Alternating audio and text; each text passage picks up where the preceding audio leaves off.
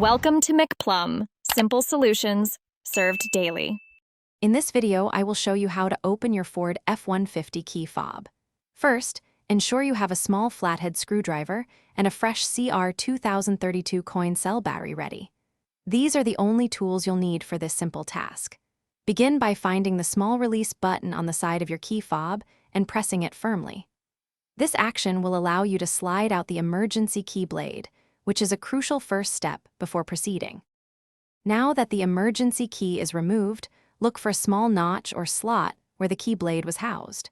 Carefully insert the tip of your small flathead screwdriver into this opening.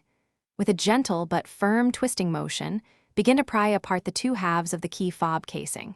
You should hear a slight click as the clips disengage.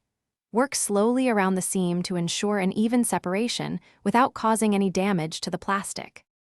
With the key fob now open, you will see the old coin cell battery nestled within its compartment. Use your small flathead screwdriver to carefully lift and remove the old battery. Be gentle to avoid bending any internal components. Take your new CR 2032 battery and place it into the compartment, ensuring the positive side, usually marked with a plus sign, is facing upwards.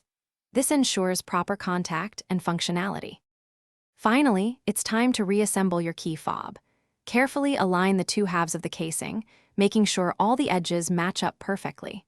Press them firmly together until you hear a satisfying click, indicating that the clips have re-engaged and the fob is securely closed.